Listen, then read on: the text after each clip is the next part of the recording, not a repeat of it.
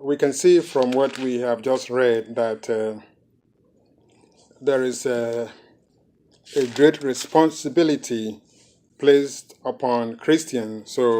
And if we have to go through each of the verses in chapter 4, we can find that we have a lot of sermons to get out of this. It's so many instructions, and should I say, so many useful and very helpful instructions that we need to apply to our life as Christians. So we can consider the sermon as unity in Christ, unity in the Spirit, and unity as united as Christians, because that is the hope. Unity in the Spirit, unity in Christ, and united as Christians, because as Christians, God has given us certain instructions. And so from this instruction in chapter 4, we find that he says, therefore. What does it therefore mean in this instance?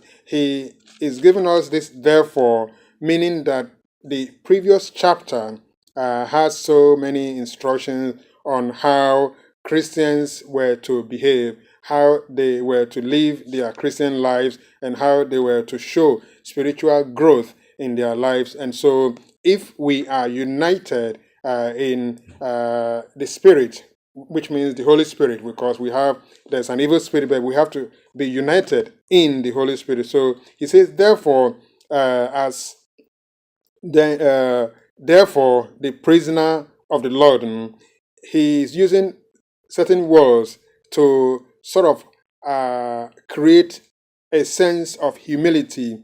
He was appointed as, should we say, a very powerful, let's use the word prosecutor or an advocate or a defender of the gospel. I think the better to use defender. So he was one given the authority to go and defend the gospel of the Lord Jesus Christ, and he did it powerfully. And in the process of doing it, he humbled himself. And so instead of considering himself that he was the highest, he was the chief, he said he was a prisoner of Christ, and through that process he was letting us know that whatever positions we hold, we are to also act as servant in the will of God. So therefore, the prisoner of the Lord, I beseech you that you walk worthy of the vocation wherewith ye are called, which is to say that if we say we are Christians, let us follow the Christian principle. Let's not just say that, we are Christian, and then we go about doing something else. We are to follow the principle that is laid down. And at the same time, he says that we are to do it with all lowliness, with humility. And as we do so, we are to also show in our heart that we are meek. The meek meaning that we all know what God says about those who are meek. And so in the Sermon on the Mount, the Lord Jesus Christ said, blessed are the poor, the meek, the humble, and all of those. So we know that when the Apostle Paul is giving us all this instruction, he's remembering all the things that the Lord Jesus Christ has said. And so as we walk with one another and behave with one another or deal with one another, there's a need to follow what the Holy Spirit has united us to do. The Holy Spirit has united us to be one, to be able to bear with one another, to be humble in our ways, in our determination, in everything that we do, and understand that, what others may do or say may not be what we want, but then we are still to show all of this humility and to show the meekness and to show patience and long suffering, and to bear with them in love, and also at the same time that we are to endeavor to keep the unity of the Spirit, of the Holy Spirit, in the bond of peace. To say that the Holy Spirit, his desire is that we will be united to Christ, united to God, united as brothers and sisters in Christ in everything that we do. However, we know what the other spirit does. That is the spirit of the flesh, or the world, or the devil. His desire is to what? Where there's unity, he wants to divide. And so we are being encouraged that we need to unite. We need to do this in the spirit of unity, because the Holy Spirit doesn't divide. But if there's division, if there's hatred, if there's anger, if there's problem, it means the Holy Spirit is working, and we should not allow the evil spirit to do any of those things, because when there's disunity, it is the evil spirit doing that. But when we are united in the bond of love, fellowship, and meekness, then the Holy Spirit is working in our lives, and we should allow the Holy Spirit to work in our lives, because the evil spirit, the demons, and all those satanic influences of the world, they are always trying to fight against us to overcome. But we know that we have been given the Holy Spirit, who is always to enable us, to energize us, so that we can fight and resist what the devil does in our life. And then verse 4 says, there is one body and one spirit, which is one Holy Spirit, even as ye are called in the hope of your calling. So we are all called into one. It's like going into one room, into one banquet. And we know the great banquet is what the Lord Jesus Christ gives as part of his parable. So we've been called into one room, into one service, into one way of worshiping God. So there are no two different or three or four or different. It has to be one. So if the Holy Spirit is in charge and guiding us and controlling us and helping us to be one in Christ, and because we've been called to the same place, we are not going to a different heaven. One person is not going to one heaven here, another person is. We are all going to the same place. And so if we are on the same road, traveling to the same destination, then we have to behave in such a way that, for example, somebody will say that I'm not with you, so when you pray, you can pray on your own, I'll pray on my own. But how? We are going to the same destination. We are going to the same heaven, and we are all going to meet the same Holy Spirit. We're going to meet the same God, going to meet the same people who have already gone ahead of us. And so we should be working to unite, and anywhere in which the devil has had an opportunity, we have to resist. Because why do we do all this? Verse 5 says, one Lord. One Lord, one faith, and one baptism. So it is very clear that God has given us the guidance as we are united in the Spirit, as we are united in Christ, as we have the unity of the Christian brothers and sisters, that we need to be focusing on how to go the same path. And so we all know, for example, twins. And let's use the example of a twin joined. If a twin, if they are joined together, one cannot say, I'm going this way, the other one, I'm going that way.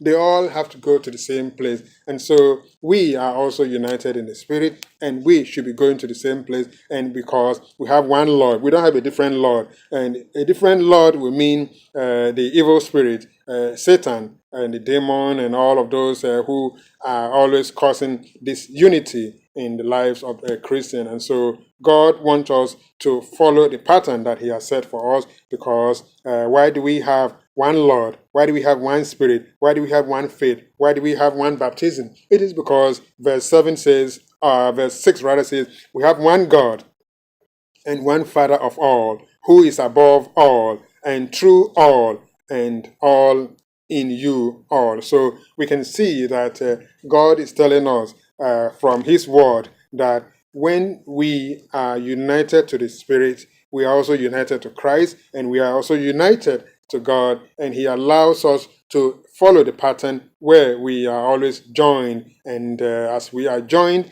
in the Spirit and joined in Christ, we are joined in baptism, we are joined in the same faith, we are joined in all of these things. And so we need to work with one another. And so as we do all of these things, we know it pleases God. But when we try to do it our own way, then it becomes something else. So God is reminding us that while we are doing all these things, he understands. And so verse 7 says, but unto every one of us is given what?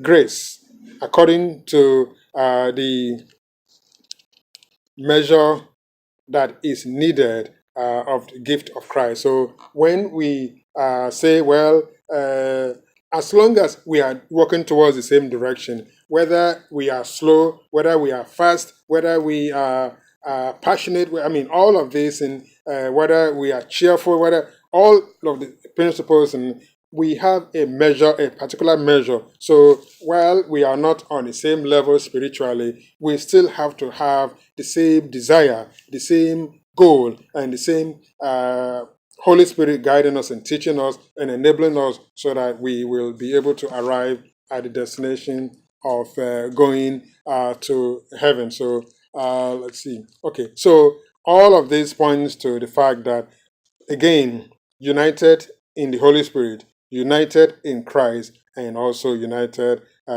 with the unity of Christian. And so if we have the goal of following the principle that God has given to us, and we also realize that some may be slow, some may not catch up, we still have to continue and encourage them. That's what the Bible is all about. We have to encourage others. We have to encourage one another. And how do we encourage one another? It is given to us in Colossians, and that's another sermon or epistle that the Apostle Paul also wrote, Colossians 3.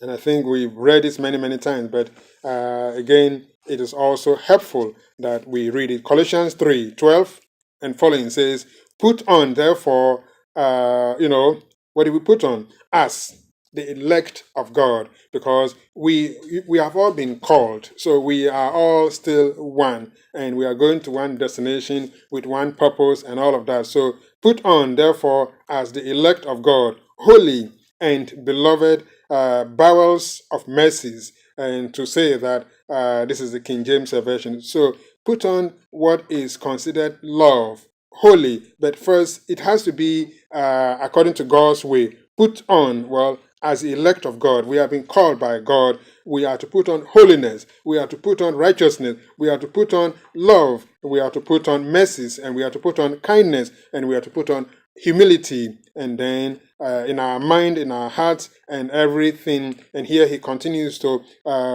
again, as beloved, bowels of mercies, kindness, humbleness of mind, meekness. You see the word again, long suffering. And then what else does he say? Forbearing one another and forgiving one another, in if any man has a quarrel against any, even as Christ forgave you. So if we consider all these things, we know that as we are united, Christ always wants to ensure that everybody is on board. Christ forgave you, so also do ye. And above all these things, put on charity, which is love, which is the bond of perfection. And so for us to show that we are truly united to the Holy Spirit, and we have all this, and he says the bond of perfection, which means that in order for all of these things to be perfect, you have to do all the principles that we are being told here, and it has to be perfect. And if there's no perfect in it, if there's grumbling, if there is all those things, then it means that Christ is not honored, and it's not going to go well. And let the peace of God rule in your hearts, to the which also ye are called in the one body, and be ye thankful. So again, into one what body? We are all going to be in one place, and so we have to start acting as one, and not as divided, and not as separated Christians, because the destination is the same. And let the word of Christ dwell in you richly in all wisdom, and also teaching and admonishing one another in psalms and hymns and spiritual songs, singing with grace in your hearts to the Lord. Again, sometimes we sing and we think that, we are singing to another person. But here it says we are singing hymns and psalms unto the Lord. It is not at all. We are singing in the Spirit to the Lord, and God is also pleased And then what he says again in verse 17 says of Colossians 3 says, and whatsoever ye do in word or deed, do all in the name of the Lord Jesus, giving thanks to God and the Father by him. So we can see that as we are united in the Spirit, everything that we are doing should also be in line with the Spirit, and we are doing it in the name of the Lord Jesus Christ, and we are doing it, whatever we are doing, whether in our hearts, in our mind, in everything, it has to be done in such a way that it is pleasing to God and honorable to God, and also in the bond of perfection. If there's no perfection in it, if we do something poorly for the other person, it means God is going to know about it, and so there's not going to be any reward. But the whole idea again is that we are doing all of these things because we are united in the Spirit, united with Christ, and also our unity should also show with the other brothers and sisters or Christians that we deal with, and not only Christians, even with people, we have to show true holiness and true perfection and meekness, and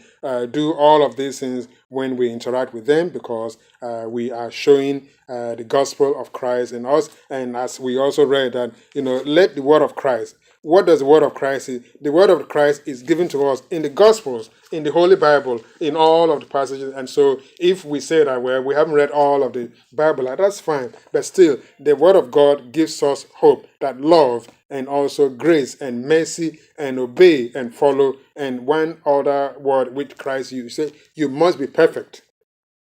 If we are not perfect in the sense that no matter what you've done in the past, whatever you do for Christ, it has to be done with perfection, bond of perfection, and that is what we need to be doing. We thank God for what he has brought to our attention, and there's more to learn from this chapter 4, but Lord willing, we'll have to delve into it more, because it has a very, very rich information for all Christians. And may the Lord help us so that as we read it, on our own, we'll get all the benefits from what God's word has given to us. Let us kneel down to pray.